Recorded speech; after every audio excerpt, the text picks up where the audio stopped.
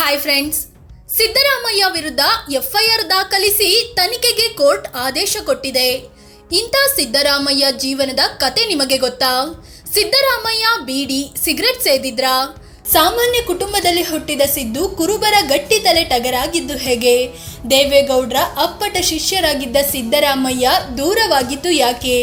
ಅಹಿಂದ ನಾಯಕರಾಗಿ ಕಾಂಗ್ರೆಸ್ ಕಂಟ್ರೋಲ್ ತಗೊಂಡಿದ್ದು ಹೇಗೆ? ಇವರ ಮಗ ರಾಕೇಶ್ ಸಿದ್ದರಾಮಯ್ಯ ನಿಧನರಾದಾಗ ಏನಾಗಿತ್ತು? ಇವರು ಗೆದ್ದಿದ್ದೆಷ್ಟು, ಸೋತಿದ್ದೆಷ್ಟು ಎಲ್ಲವನ್ನು ಈ ವಿಡಿಯೋದಲ್ಲಿ ಹೇಳ್ತೀವಿ. ಅದಕ್ಕೂ ಮುನ್ನ ನೀವಿನ್ನೂ ನಮ್ಮ ಚಾನಲ್ಗೆ ಸಬ್ಸ್ಕ್ರೈಬ್ ಆಗಿಲ್ಲ ಅಂದರೆ ಈ ಕೂಡಲೇ ಆಗಿ ಪಕ್ಕದ ಗಂಟೆ ಗುರುತಿನ ಮೇಲೆ ಕ್ಲಿಕ್ ಮಾಡಿ. 1948 ಆಗಸ್ಟ್ 12ರಂದು ಜನನ. ಫ್ರೆಂಡ್ಸ್, ಸಿದ್ದರಾಮಯ್ಯ 1948 ಆಗಸ್ಟ್ 12ರಂದು ವರುಣಾ ಹೋಬಳಿಯ ಸಿದ್ದರಾಮನ ಹುಂಡಿಯಲ್ಲಿ ಜನಿಸಿದ್ರು. ತಂದೆ ಸಿದ್ದರಾಮೇಗೌಡ, ತಾಯಿ ಬೋರಮ್ಮ. ಇವರದ್ದು ಅವಿಭಕ್ತ ಕುಟುಂಬ. ಸಿದ್ದರಾಮಯ್ಯಗೆ ಜನಪದ ನೃತ್ಯ, ವೀರಗಾಸೆ, ಡೊಳ್ಳು ಕುಣಿತ, ಕಂಸಾಳೆ ನೃತ್ಯಗಳ ಬಗ್ಗೆ ವಿಶೇಷವಾದ ಆಸಕ್ತಿ ಇತ್ತು. ಹೀಗಾಗಿ ಚಿಕ್ಕಂದಿನಲ್ಲೇ ಎಲ್ಲವನ್ನೂ ಕಲಿತಿದ್ರು. ಈಗಲೂ ಅವಾಗವಾಗ ಸಿದ್ದರಾಮಯ್ಯ ಈ ರೀತಿಯ ನೃತ್ಯಗಳನ್ನು ಮಾಡಿರೋದನ್ನು ನೀವು ನೋಡಿರ್ತೀರಿ. ಇವರಿಗೆ 3 ಸಹೋದರರು ಮತ್ತು 2 ಸಹೋದರಿಯರು ಇದ್ರು. ಬೀಡಿ ಸೇದುತ್ತಿದ್ದ ಟಗರು ರಾಮಯ್ಯ. ಶಾಲೆಗೆ ಹೋಗದ ಸಿದ್ದರಾಮಯ್ಯ ಗದ್ದೆಯಲ್ಲಿ ಕೆಲಸ ಮಾಡ್ತಿದ್ರು. ಕುರಿ, ದನ ಕಾಯೋದು ಮಾಡ್ತಿದ್ರು. ಕಾಲ ಕಳೆದಂತೆ ಬೀಡಿ ಎಳೆಯುವ ಅಭ್ಯಾಸ ರೂಢಿಸಿಕೊಂಡಿದ್ರು. ಅದೇ ಅಭ್ಯಾಸ ನಂತರ ಸಿಗರೆಟ್ಗೆ ತಿರುಗಿತು. ಚಟವಾಗಿ ಬದಲಾಯಿತು. ಆದರೆ ಬರುತ್ತಾ ಆ ಚಟದಿಂದ ಸಿದ್ದರಾಮಯ್ಯ ಕಂಪ್ಲೀಟ್ ಆಗಿ ಹೊರಬಂದ್ರು. ಸಿದ್ದು ಶಾಲೆಗೆ ಹೋಗಿದ್ದೇ ತಡವಾಗಿ. ಫ್ರೆಂಡ್ಸ್, ನಾವು ನೀವೆಲ್ಲ ಹೆಚ್ಚಂದ್ರೆ 5ನೇ ವರ್ಷಕ್ಕೆ ಶಾಲೆಗೆ ಹೋಗ್ತೀವಿ. ಆದರೆ ಟಗರು ಸಿದ್ದು ಮನೆಯಲ್ಲಿ ಬಡತನ ಇದ್ದಿದ್ರಿಂದ 10 ವರ್ಷವಾಗೋವರೆಗೆ ಶಾಲೆಗೆ ಹೋಗಿರಲಿಲ್ಲ. ಬದಲಿಗೆ ಕುರಿ, ದನ ಮೇಯಿಸಲು ಹೋಗ್ತಿದ್ರು. ಆಮೇಲೆ ಶಿಕ್ಷಕರೊಬ್ಬರ ನೆರವಿನಿಂದ ನೇರವಾಗಿ 5ನೇ ಕ್ಲಾಸ್ಗೆ ಸೇರಿ ವಿದ್ಯಾಭ್ಯಾಸ ಮುಂದುವರಿಸಿದ್ರು. 10ನೇ ಕ್ಲಾಸ್ ತನಕ ತಮ್ಮ ಹುಟ್ಟೂರಲ್ಲೇ ಓದಿದ್ರು.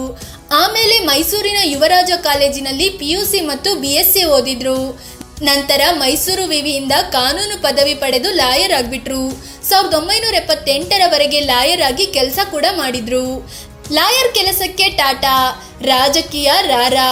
ಹೀಗೆ ಲಾಯರ್ ಕೆಲಸ ಬಿಟ್ಟ ಸಿದ್ದರಾಮಯ್ಯನವರು ಮೊದಲ ಬಾರಿಗೆ ಚುನಾವಣಾ ಕಣಕ್ಕಿಳಿದಿದ್ದು 1980ರ ಲೋಕಸಭೆ ಚುನಾವಣೆಯಲ್ಲಿ. ಇಲ್ಲಿ ಸಿದ್ದರಾಮಯ್ಯ ಮೈಸೂರು ಲೋಕಸಭಾ ಕ್ಷೇತ್ರದಲ್ಲಿ ಜನಶಕ್ತಿ ಪಕ್ಷದಿಂದ ಸ್ಪರ್ಧಿಸಿ ಸೋತರು.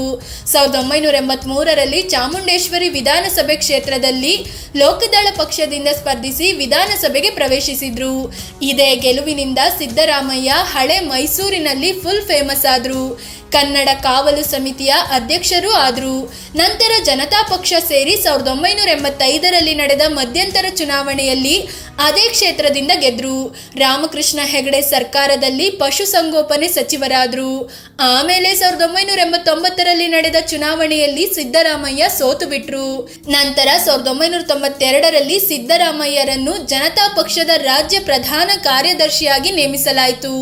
ಅದೇ ಟೈಮ್ಗೆ ದೇವೇಗೌಡರು ಕೂಡ ಅದೇ ಪಕ್ಷದಲ್ಲಿದ್ರು. ಗೌಡರ ಸರ್ಕಾರದಲ್ಲಿ ಮಂತ್ರಿಯಾಗಿ ಕೆಲಸ. 1994ರಲ್ಲಿ ನಡೆದ ವಿಧಾನಸಭಾ ಚುನಾವಣೆಯಲ್ಲಿ ಮತ್ತೆ ಚಾಮುಂಡೇಶ್ವರಿಯಿಂದ ಗೆದ್ದ ಸಿದ್ದರಾಮಯ್ಯ ದೇವೇಗೌಡರ ಸರ್ಕಾರದಲ್ಲಿ ಹಣಕಾಸು ಸಚಿವರಾದರು. ನಂತರ ದೇವೇಗೌಡರು ಸಡನ್ ಆಗಿ PM ಹುದ್ದೆಗೇರಿ ದೆಹಲಿ ಕಡೆ ಹಾರಿದ್ರು. ಇತ್ತ ರಾಜ್ಯದಲ್ಲಿ JH ಪಟೇಲ್ CM ಆದರೆ ಸಿದ್ದರಾಮಯ್ಯ DCM ಆದರು. ನಂತರ 1999ರಲ್ಲಿ ಜನತಾದಳ ಇಬ್ಬಾಗವಾದಾಗ ಸಿದ್ದರಾಮಯ್ಯ ದೇವೇಗೌಡರ ಜಾತ್ಯತೀತ ಜನತಾದಳ ಸೇರಿದ್ರು. 2004ರಲ್ಲಿ ಅತಂತ್ರ ಫಲಿತಾಂಶ ಬಂದು ಕಾಂಗ್ರೆಸ್ JDS ಮೈತ್ರಿ ಸರ್ಕಾರ ಅಸ್ತಿತ್ವಕ್ಕೆ ಬಂತು. ಇದರಲ್ಲಿ ಕಾಂಗ್ರೆಸ್ನ ಧರಮ್ ಸಿಂಗ್ CM ಆದರೆ ಸಿದ್ದರಾಮಯ್ಯ ಮತ್ತೊಮ್ಮೆ DCM ಆದರು. ಆಮೇಲೆ ಕುಮಾರಸ್ವಾಮಿ JDS ವಿರುದ್ಧವೇ ಬಂಡೆದ್ದು ಹೋಗಿ ಯಡಿಯೂರಪ್ಪ ಜೊತೆ ಸೇರ್ಕೊಂಡು 2020 ಸರ್ಕಾರ ರಚಿಸಿದ್ರು. ಕಾಂಗ್ರೆಸ್ JDS ಸಮ್ಮಿಶ್ರ ಸರ್ಕಾರ ಬಿದ್ದೋಯ್ತು. ಗೌಡರ ವಿರುದ್ಧ ಸಿದ್ದು ಅಹಿಂದ ಯುದ್ಧ. 2005ರ ನಂತರ ಸಿದ್ದರಾಮಯ್ಯ ಮತ್ತು ದೇವೇಗೌಡರ ಮಧ್ಯೆ ಭಿನ್ನಾಭಿಪ್ರಾಯ ಶುರುವಾಯಿತು. ಆಗ ಸಿದ್ದರಾಮಯ್ಯ ಅಹಿಂದ ಅಂದರೆ ಅಲ್ಪಸಂಖ್ಯಾತ, ಹಿಂದುಳಿದ ವರ್ಗ ಮತ್ತು ದಲಿತರ ಸಮಾವೇಶಗಳನ್ನು ನಡೆಸಿದ್ರು. ಇದಕ್ಕೆ ಭಾರಿ ದೊಡ್ಡ ಮಟ್ಟದಲ್ಲಿ ಜನಬೆಂಬಲ ವ್ಯಕ್ತವಾಯಿತು. ಆಗ JDSನಿಂದ ಸಿದ್ದರಾಮಯ್ಯರನ್ನು ಉಚ್ಚಾಟನೆ ಮಾಡಲಾಯಿತು. ಅದಕ್ಕೆ ಎದೆಗುಂದದ ಸಿದ್ದರಾಮಯ್ಯ ABPJD ಅಂದರೆ ಅಖಿಲ ಭಾರತೀಯ ಪ್ರಗತಿಪರ ಜನತಾದಳ ಅನ್ನೋ ಸಂಘಟನೆ ಕಟ್ಟಿ ಅಹಿಂದ ನಾಯಕನಾಗಿ ಹೊರಹೊಮ್ಮಿದ್ರು. ಅದೇ ಹೆಸರಲ್ಲಿ ಪಕ್ಷವನ್ನು ಸ್ಥಾಪಿಸೋದು ಸಿದ್ದರಾಮಯ್ಯ ಕನಸಾಗಿತ್ತು. ಆದರೆ ಆಗಾಗಲೇ ರಾಜ್ಯದಲ್ಲಿ ಸ್ಥಾಪನೆಯಾಗಿದ್ದ ಯಾವ ಪ್ರಾದೇಶಿಕ ಪಕ್ಷವೂ ಉಳಿದುಕೊಂಡಿರಲಿಲ್ಲ. ಹೀಗಾಗಿ ಬೆಂಗಳೂರಿನಲ್ಲಿ ನಡೆದ ದೊಡ್ಡ ಸಮಾವೇಶದಲ್ಲಿ ಸೋನಿಯಾ ಗಾಂಧಿ ಉಪಸ್ಥಿತಿಯಲ್ಲಿ ಕಾಂಗ್ರೆಸ್ ಸೇರಿದ್ರು. 2006ರಲ್ಲಿ ಆಶೀರ್ವದಿಸಿದ ಚಾಮುಂಡಿ. ಸಿದ್ದರಾಮಯ್ಯ ಅವರ ಅಹಿಂದ ಯುದ್ಧದಿಂದ ಸಿಟ್ಟಿಗೆದ್ದ ದೊಡ್ಡಗೌಡ್ರು ಹೆಂಗಾದ್ರೂ ಮಾಡಿ ಈತನನ್ನು ಮಟ್ಟ ಹಾಕಬೇಕು ಅಂತ ಪ್ಲಾನ್ ಮಾಡಿದ್ರು. ಆಮೇಲೆ 2006ರಲ್ಲಿ ಚಾಮುಂಡೇಶ್ವರಿ ಕ್ಷೇತ್ರಕ್ಕೆ ಉಪಚುನಾವಣೆ ನಡೀತು. ಆಗ ಸಿಎಂ ಆಗಿದ್ದ ಕುಮಾರಸ್ವಾಮಿ, ಡಿಸಿಎಂ ಆಗಿದ್ದ ಯಡಿಯೂರಪ್ಪ, ದೇವೇಗೌಡರು ಎಲ್ಲರೂ ಚಾಮುಂಡೇಶ್ವರಿ ಕ್ಷೇತ್ರದಲ್ಲಿ ಬೀಡು ಬಿಟ್ಟು ಸಿದ್ದರಾಮಯ್ಯ ವಿರುದ್ಧ ಪ್ರಚಾರ ಮಾಡಿದ್ರು. ಹೇಗಾದ್ರೂ ಸಿದ್ದರಾಮಯ್ಯರನ್ನು ಕಟ್ಟಿ ಹಾಕಬೇಕು ಅನ್ನೋದು ಅವರ ಪ್ಲಾನ್ ಆಗಿತ್ತು. ಆದರೆ ಸಿದ್ದರಾಮಯ್ಯ 257 ಮತಗಳ ಅಂತರದಲ್ಲಿ ಗೆದ್ದು ಬಿಟ್ರು. 2008ರಲ್ಲಿ ಹೊಸ ಕ್ಷೇತ್ರಕ್ಕೆ ಹೊರಟ ಸಿದ್ದು 2006ರ ಉಪಚುನಾವಣೆಯಲ್ಲಿ ಕಡಿಮೆ ಮತಗಳ ಅಂತರದಲ್ಲಿ ಗೆದ್ದಿದ್ದ ಸಿದ್ದರಾಮಯ್ಯಗೆ 2008ರ ಚುನಾವಣೆಯಲ್ಲಿ ಚಾಮುಂಡೇಶ್ವರಿ ಕ್ಷೇತ್ರ ರಿಸ್ಕ್ ಎನಿಸಿತು. ಹೀಗಾಗಿಯೇ ಆಗ ತಾನೇ ರಚನೆಯಾಗಿದ್ದ ವರುಣಾ ಕ್ಷೇತ್ರಕ್ಕೆ ಹೋಗಿ ಸ್ಪರ್ಧಿಸಿ ಭಾರೀ ಅಂತರದಲ್ಲಿ ಗೆದ್ದು ಬಿಟ್ರು. ವಿಪಕ್ಷ ನಾಯಕರಾದ್ರು.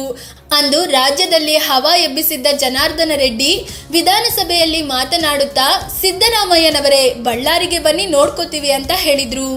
ಕೂಡಲೇ ಎದ್ದು ನಿಂತು ರೆಡ್ಡಿ ವಿರುದ್ಧ ತೋಳು ತಟ್ಟಿದ್ದ ಸಿದ್ದರಾಮಯ್ಯ ನಡೆದುಕೊಂಡೇ ಬರ್ತೀವಿ ತಡೀರಿ ನೋಡೋಣ ಅಂತ ಸವಾಲ್ ಹಾಕಿಬಿಟ್ರು. ಆಗ ಶುರುವಾಗಿದ್ದೇ ಬಳ್ಳಾರಿ ಪಾದಯಾತ್ರೆ. 2010ರಲ್ಲಿ ಬೆಂಗಳೂರಿನಿಂದ ಬಳ್ಳಾರಿವರೆಗೆ 320 ಕಿಲೋಮೀಟರ್ ಪಾದಯಾತ್ರೆ ಮಾಡಿದ್ರು. ಇದು ಜನಾರ್ದನ ರೆಡ್ಡಿ ಸಾಮ್ರಾಜ್ಯದ ಬುಡವನ್ನೇ ಅಲುಗಾಡಿಸಿಬಿಟ್ಟಿತ್ತು. 2013ರ ಚುನಾವಣೆಯಲ್ಲಿ ಕಾಂಗ್ರೆಸ್ ಭರ್ಜರಿಯಾಗಿ ವಿನ್ನಾಯಿತು. ಸಿದ್ದರಾಮಯ್ಯ ಸಿಎಂ ಕೂಡ ಆದ್ರು. 2018ರಲ್ಲಿ ಕೈಬಿಟ್ಟ ಚಾಮುಂಡೇಶ್ವರಿ. 2018ರಲ್ಲಿ ಸಿದ್ದರಾಮಯ್ಯ ತಮ್ಮ ವರುಣ ಕ್ಷೇತ್ರವನ್ನು ಮಗನಿಗೆ ಬಿಟ್ಟುಕೊಟ್ಟು ಚಾಮುಂಡೇಶ್ವರಿ ಕ್ಷೇತ್ರದಿಂದ ಸ್ಪರ್ಧಿಸೋದಾಗಿ ಘೋಷಿಸಿದ್ರು. ಈ ವೇಳೆ ಜೆಡಿಎಸ್ ಜಿಟಿ ದೇವೇಗೌಡರನ್ನ ಕಣಕ್ಕಿಳಿಸಿತು. ಇಲ್ಲಿ ಸಿದ್ದುಗೆ 40,000 ಮತಗಳ ಅಂತರದ ಹೀನಾಯ ಸೋಲಾಯಿತು. ಆದರೆ ಬದಾಮಿಯಲ್ಲೂ ಸ್ಪರ್ಧಿಸಿದ್ರಿಂದ ಮಾನ ಉಳಿತು. ನಂತರ ಕಾಂಗ್ರೆಸ್ ಜೆಡಿಎಸ್ ಸಮ್ಮಿಶ್ರ ಸರ್ಕಾರ ಬಂತು. ಇದರಲ್ಲಿ ಸಿದ್ದರಾಮಯ್ಯ ಸಮನ್ವಯ ಸಮಿತಿ ಅಧ್ಯಕ್ಷರಾದರು. ನಂತರ ಬಿಜೆಪಿ ಸರ್ಕಾರ ಬಂದಾಗ ಸಿದ್ದರಾಮಯ್ಯ ವಿಪಕ್ಷ ನಾಯಕರಾದರು. 2023ರಲ್ಲಿ ಗೆಲುವು, 2ನೇ ಬಾರಿಗೆ ಸಿಎಂ. ಇದು ಕೊನೆಯ ಚುನಾವಣೆಯಂದ ಸಿದ್ದರಾಮಯ್ಯಗೆ ಕ್ಷೇತ್ರ ಆಯ್ಕೆಯೇ ಗೊಂದಲವಾಗಿತ್ತು. ಕೊನೆಗೆ ತಮ್ಮ ಮಗನ ವರುಣಾ ಕ್ಷೇತ್ರದಲ್ಲೇ ನಿಂತ ಸಿದ್ದರಾಮಯ್ಯ ವಿನ್ ಆಗಿದ್ರು. ಡಿಕೆ ಶಿವಕುಮಾರ್ ಜೊತೆ ಫೈಟ್ ಮಾಡಿ ಸಿಎಂ ಹುದ್ದೆಗೂ ಏರಿದ್ರು. ಆದ್ರೆ 1 ವರ್ಷದ ಬಳಿಕ ಮೂಡ ಹಗರಣ ಅವರನ್ನ ಬಿಟ್ಟೂ ಬಿಡದೆ ಕಾಡ್ತಿದೆ. ಇದೀಗ ಜನಪ್ರತಿನಿಧಿಗಳ ಕೋರ್ಟ್ ಕೂಡ ಸಿದ್ದರಾಮಯ್ಯ ವಿರುದ್ಧ ತನಿಖೆಗೆ ಆದೇಶಿಸಿದೆ. ಮೈಸೂರು ಲೋಕಾಯುಕ್ತ ಎಸ್ಪಿ ಟಿಜೆ ಉದೇಶ್ ಸಿದ್ದರಾಮಯ್ಯ ವಿರುದ್ಧ ತನಿಖೆ ನಡೆಸಲಿದ್ದಾರೆ. ಎಫ್ಐಆರ್ ದಾಖಲಾದ ಬಳಿಕ ಸಿದ್ದರಾಮಯ್ಯ ರಾಜೀನಾಮೆಗೆ ಮತ್ತಷ್ಟು ಒತ್ತಡ ಹೆಚ್ಚಾಗೋ ಸಾಧ್ಯತೆ ಇದೆ. ರಾಜಕೀಯ ಜೀವನದಲ್ಲಿ ಒಂದೂ ಕಪ್ಪು ಚುಕ್ಕೆ ಇಲ್ಲದ ಸಿದ್ದರಾಮಯ್ಯಗೆ ಈ ಘಟನೆಯಿಂದ ತುಂಬಾ ಹಿನ್ನಡೆಯಾಗಿದೆ. ವೈಯಕ್ತಿಕ ಜೀವನ.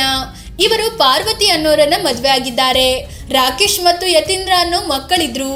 ಆದರೆ ಅವರಲ್ಲಿ ರಾಕೇಶ್ 2016ರಲ್ಲಿ ಪ್ರಾಣ ಕಳ್ಕೊಂಡ್ರು.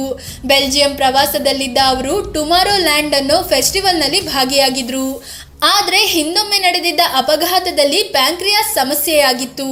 ಫೆಸ್ಟಿವಲ್ನಲ್ಲಿ ಭಾಗಿಯಾಗಿದ್ದಾಗ ಅವರಿಗೆ ಇದ್ದಕ್ಕಿದ್ದಂತೆ ಹೊಟ್ಟೆ ನೋವು ಕಾಣಿಸಿಕೊಳ್ತು. ಕೂಡಲೇ ವಿದೇಶಾಂಗ ಸಚಿವೆಯಾಗಿದ್ದ ಸುಷ್ಮಾ ಸ್ವರಾಜ್ಗೆ ಕರೆ ಮಾಡಿದ ಸಿದ್ದರಾಮಯ್ಯ ಉತ್ತಮ ಚಿಕಿತ್ಸೆ ಕೊಡಿಸುವಂತೆ ಮನವಿ ಮಾಡಿದ್ರು. ಸಿದ್ದರಾಮಯ್ಯ ಕುಟುಂಬವೇ ಬೆಲ್ಜಿಯಂಗೆ ಹೋಗಿತ್ತು. ಏನೇ ಮಾಡಿದ್ರೂ ಬಹು ಅಂಗಾಂಗ ವೈಫಲ್ಯ ಉಂಟಾಗಿದ್ರಿಂದ ರಾಕೇಶ್ ಉಳಿಯಲಿಲ್ಲ. ನಂತರ ಮೃತದೇಹ ಭಾರತಕ್ಕೆ ತರುವಲ್ಲಿಯೂ ಕಾನೂನು ರೀತಿಯ ತೊಡಕುಗಳನ್ನು ನಿವಾರಿಸುವಂತೆ ಪ್ರಧಾನಿ ಮೋದಿ ಬೆಲ್ಜಿಯಂನಲ್ಲಿದ್ದ ಭಾರತದ ಅಂಬಾಸಿಡರ್ಗೆ ಸೂಚಿಸಿದ್ರು. ನಂತರ ಮೃತದೇಹವನ್ನು ಭಾರತಕ್ಕೆ ತರಲಾಯಿತು. ಸಿದ್ದು ಮಗನ ಅಗಲಿಕೆಗೆ ರಾಜಕೀಯ ನಾಯಕರು ಪಕ್ಷಾತೀತವಾಗಿ ಕಂಬನಿ ಮಿಡಿದಿದ್ರು.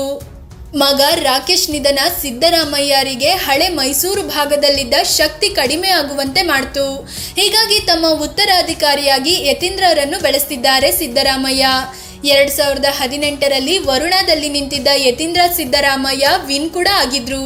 ಆದರೆ ಈ ಸಲ ಅನಿವಾರ್ಯವಾಗಿ ಸಿದ್ದರಾಮಯ್ಯ ವರುಣಾದಲ್ಲಿ ನಿಂತು ವಿನ್ ಆಗಿದ್ದಾರೆ. ಫ್ರೆಂಡ್ಸ್, ಇದು ಸಿದ್ದರಾಮಯ್ಯ ಜೀವನದ ಬಗ್ಗೆ, ಅನುಭವಿಸಿದ ಅಧಿಕಾರಗಳ ಬಗ್ಗೆ ತಿಳಿಸಿಕೊಡುವ ಪ್ರಯತ್ನ. ಮೂಢ ಕುಣಿಕೆಯಲ್ಲಿ ಸಿಲುಕಿರುವ ಸಿದ್ದರಾಮಯ್ಯ ರಾಜೀನಾಮೆ ಕೊಡ್ಬೇಕಾ ಅಥವಾ ತನಿಖಾ ವರದಿ ಬಂದ ಬಳಿಕ ನಿರ್ಧಾರ ತಗೊಳ್ಬೇಕಾ? ಕಾಮೆಂಟ್ ಮಾಡಿ ಹೇಳಿ. ಅದೇ ರೀತಿ ನೀವಿನ್ನೂ ನಮ್ಮ ಚಾನಲ್ಗೆ ಸಬ್ಸ್ಕ್ರೈಬ್ ಆಗಿಲ್ಲ ಅಂದರೆ ಈ ಕೂಡಲೇ ಆಗಿ ಪಕ್ಕದ ಗಂಟೆ ಗುರುತಿನ ಮೇಲೆ ಕ್ಲಿಕ್ ಮಾಡಿ. ಧನ್ಯವಾದ.